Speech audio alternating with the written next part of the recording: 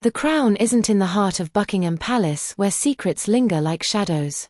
A hidden message from Queen Elizabeth has come to light. It wasn't meant for the public. It wasn't even meant for King Charles. But Princess Anne couldn't stay silent. And when she finally spoke, everything changed. Suddenly, the spotlight shifted, not to Charles, not even to William, but to Catherine.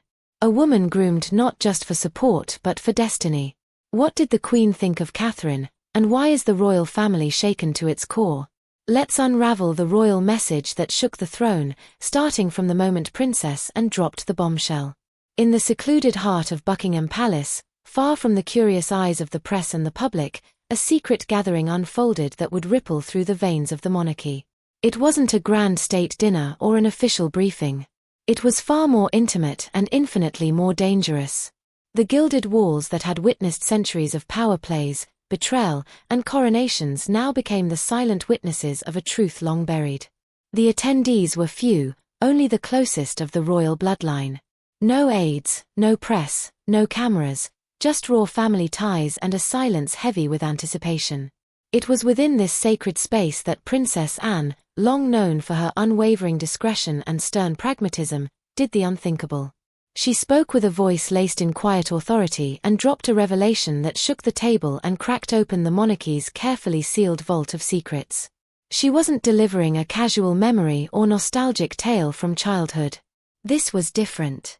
There was weight in her tone, a deliberate pacing in her words that forced everyone in the room to stop breathing. Catherine was always different, she began, her eyes locked on King Charles, who sat frozen, unaware of the storm that was about to descend. The Queen's only daughter wasn't offering an opinion. She was delivering a message, one left by Queen Elizabeth herself. Unofficial, undocumented, but unforgettable. According to Anne, in the Queen's final days, a quiet conversation took place, not with the press, not with her advisors, but with her daughter. In that conversation, Elizabeth revealed a startling belief, that the future of the monarchy might not rest solely in the hands of everyone asking the heir torn beside him. This wasn't about tradition. It wasn't about titles or birthright. It was about strength, vision, and a kind of silent, dignified power. The Queen believed Catherine possessed something she feared might be the monarchy's only hope in a rapidly changing world. No one in the room expected it. And that was precisely what made it so powerful. The air thickened. Even those most comfortable with royal protocol found themselves disarmed. This wasn't just a moment of family reflection. This was a crack in the iron shell of succession, a sudden challenge to the very core of the monarchy's identity. For centuries, the line of succession was carved in stone. But now, Anne's words suggested that Queen Elizabeth, Britain's longest-reigning monarch, had envisioned a different kind of future, one led not only by a king but shaped, and perhaps even saved, by a queen consort unlike any before her. The tension in the room didn't fade. It evolved. Eyes darted toward Charles, then to William, and finally settled on Catherine. If the Queen truly believed Catherine was destined to carry the weight of the crown's future, then everything they knew, everything they had planned, was now in question. Was this the Queen's final prophecy, a private truth she couldn't risk placing in official archives but entrusted only to her most trusted child? And yet, for all the shock it caused, there was one question that loomed larger than the revelation itself. Why now?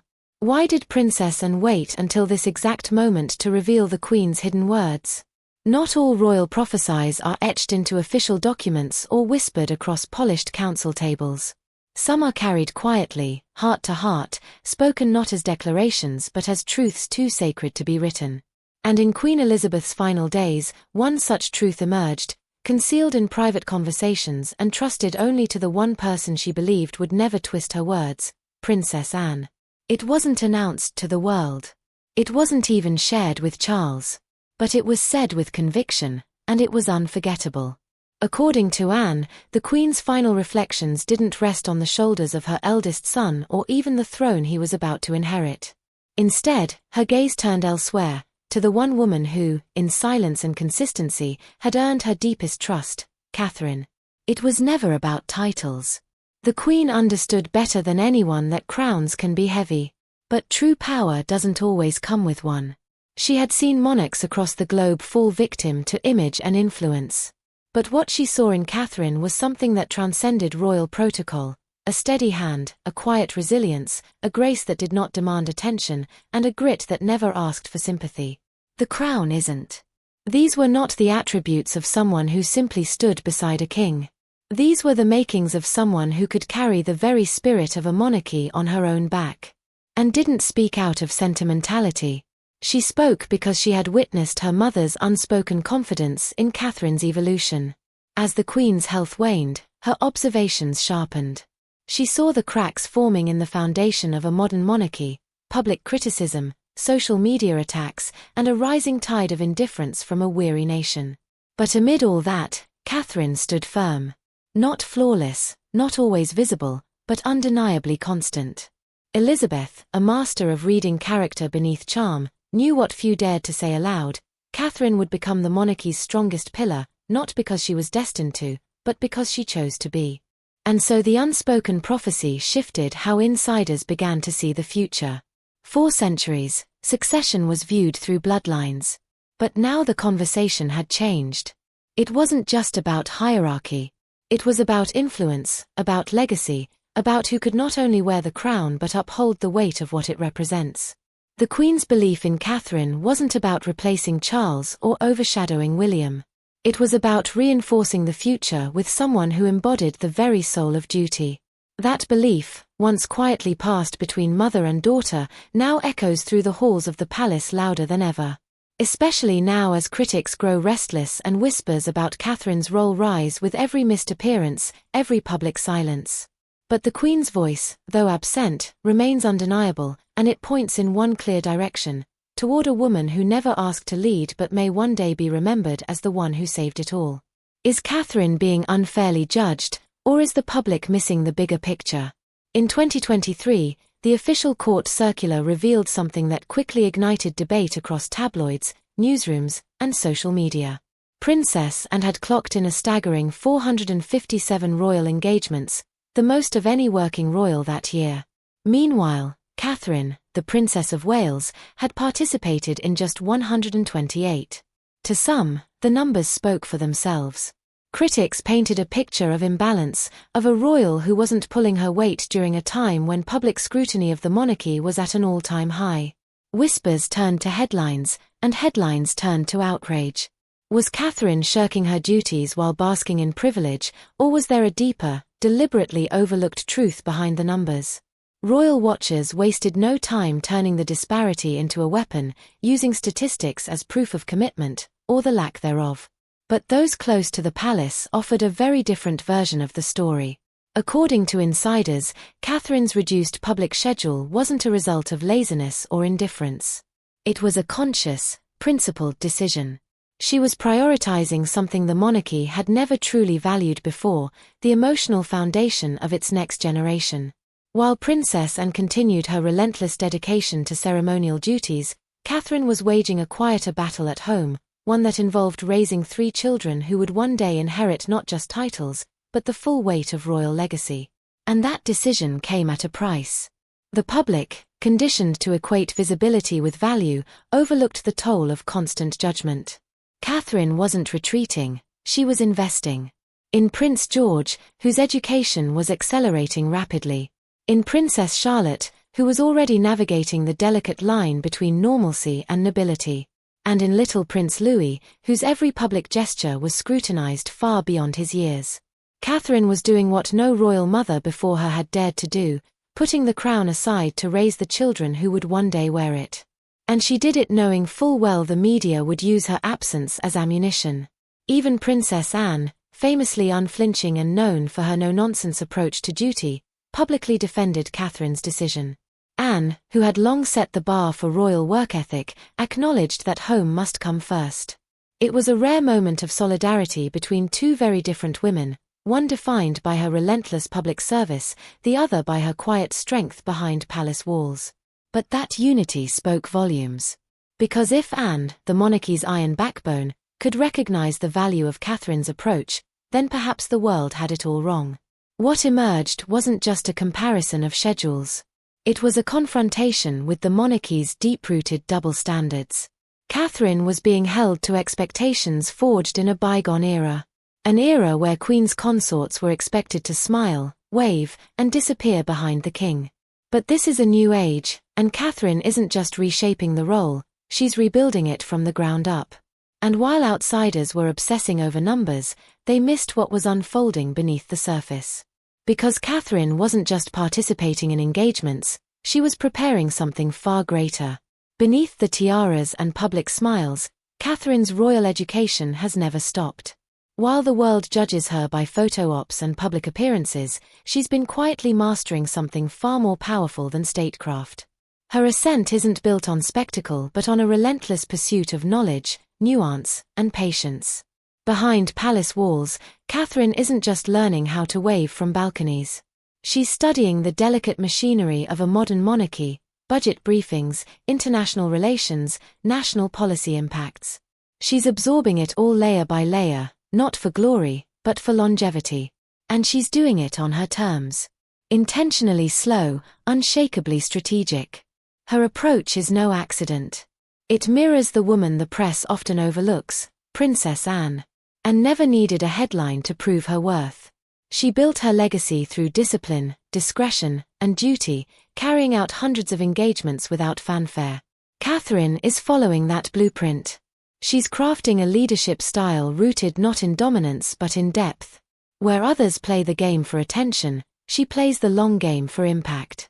And it's working. Quietly, she's becoming the architect of a new kind of royal leadership, one that places substance over style. Beyond the royal protocols, Catherine has found purpose in causes most royals only briefly touch. Mental health isn't just a press initiative, it's a personal mission. Early childhood development isn't just a campaign, it's a cornerstone of her vision for the country. The crown isn't. And her investment in family stability isn't symbolic. It's lived. These aren't duties assigned to her. They're responsibilities she's claimed. Catherine doesn't chase relevance. She builds it one meaningful step at a time. Because true leadership, as she's come to understand, isn't about commanding attention. It's about earning trust. Queen Elizabeth saw this long before the world did. In her final private words to Princess Anne, she acknowledged something quietly profound, that Catherine was not just learning how to serve, but how to lead. It was subtle, unspoken in public, but unremembered. And as time passed, it became clear. The Queen had planted a seed, one she trusted would blossom not in the limelight, but in the background. Because real influence doesn't arrive overnight. It's cultivated in the shadows, where strength is tested and character is forged. And through that quiet evolution, Catherine found more than just her own voice. She found a guiding presence in Princess Anne. She discovered not only approval, but kinship, a kind of silent mentorship built on shared burdens, mutual respect, and an understanding few others could comprehend. Because while the crown may sit on one head, the weight is often carried by those who walk beside and behind. In a world of protocol and distance, where warmth is often hidden beneath centuries of formality, a bond was quietly forged, one that could shape the future of the crown. It didn't begin with grand gestures or scripted alliances. It started with shared silence, mirrored values, and the mutual recognition of something far deeper than titles. Anne and Catherine, separated by decades but united in purpose, found each other in the quiet corners of duty. Where others were consumed by appearances, they were focused on endurance. Where others chased influence, they preserved tradition. And in that space between generations, a royal alliance was born, not of convenience, but of conviction. What began as mentorship slowly became something more intimate, a kinship rooted in resilience and seasoned by decades of royal service. And had no interest in vanity or approval. She never played the media's game. She built her legacy through sheer will and unwavering devotion to duty. Catherine, drawn to that same strength, studied her not as a superior but as a model. And Anne, in return, offered something rarely seen in royal circles, discreet wisdom. She didn't lecture. She didn't intervene. She guided quietly, steadily. She taught Catherine how to withstand the storms that come with power, how to stay calm when the walls begin to shake, and how to rise without ever needing to shout. Their relationship never played out in front of the cameras. But behind the scenes, it was one of the firmest in the family. Insiders speak of long, unpublicized conversations, of moments where Anne stepped in not to correct but to reinforce. And in royal projects, their collaboration was unmistakable. Whether it was Catherine's deep involvement in early childhood development or Anne's unwavering dedication to global humanitarian work, the two found a rhythm, complementing each other's efforts with grace and humility. Together, they weren't just fulfilling duties. They were redefining the legacy of royal womanhood, from ornamental to operational. What emerged from this alliance was more than personal connection. It was a passing of the torch, not with ceremony, but with trust.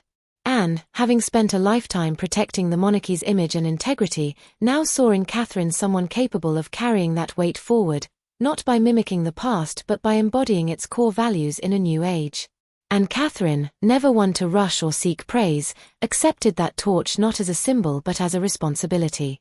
Yet with this rise in quiet strength, a new storm was brewing. One that Anne, despite all her wisdom and experience, never had to face. Because while Anne navigated tradition, Catherine would be forced to navigate something far more volatile: the digital age, where every moment is captured, every silence is questioned, and every misstep amplified in real time. In Anne's day, gossip lived in tabloids. Today, it spreads in seconds. Back then, headlines came once a day and disappeared just as quickly. There was time to breathe, time to correct the narrative, time to recover. But the world Catherine stepped into is merciless. Social media doesn't wait. It doesn't ask questions. It assumes, accuses, and amplifies before the truth even has a chance to speak. Every word she says, every look she gives, even every absence, nothing escapes the digital radar. And unlike the firm grip the palace once held on public image, the new age belongs to algorithms, influencers, and unrelenting speculation. The monarchy is no longer shielded by prestige. It's under siege by perception. In a resurfaced interview, Princess Anne, with her usual candid tone, admitted what everyone already suspected: it was easier in her time. There were no viral videos, no anonymous comments dissecting your facial expressions. She reflected on how the absence of social media allowed for mistakes to be absorbed quietly, for learning to happen without humiliation. But she didn't say it with arrogance. She said it with empathy, because she knows Catherine isn't just navigating duty, she's navigating a war zone of judgment. And unlike Anne, who was allowed to build her legacy over time, Catherine is forced to defend hers in real time. It's not just criticism, it's scrutiny without mercy. If Catherine attends an event, she's accused of trying too hard. If she skips one, she's painted as negligent. If she smiles, it's called calculated. If she remains reserved, it's called cold. Every decision is twisted. Every silence is filled with speculation. She walks a line so fine that it seems designed to break her. And still, she doesn't break. She carries on with grace, with poise, refusing to respond to the noise, refusing to stoop to the chaos that surrounds her. And while much of the world hurls opinions without consequence, there are those within the palace who are watching closely and seeing something entirely different. They're seeing a woman who understands the long game. Someone who knows that real strength doesn't shout back, it stands tall. Anne sees it too. She knows that Catherine is doing what no royal ever has had to do before: navigate relevance in a world that rewards spectacle but punishes sincerity. It's a nearly impossible task. Yet Catherine continues, one carefully measured step at a time. And even as the digital tide rises higher, even as critics try to tear apart her image frame by frame, Catherine's choices behind closed doors are beginning to speak louder than the noise outside. Because while the world focuses on what's seen, what Catherine is building out of sight is earning respect where it truly matters most. While the cameras look for headlines, Catherine makes sacrifices no one sees. Her absence from the 2023 Earthshot event sparked waves of speculation, with critics quick to brand it unroyal, as if being a mother had no place in the kingdom's priority list.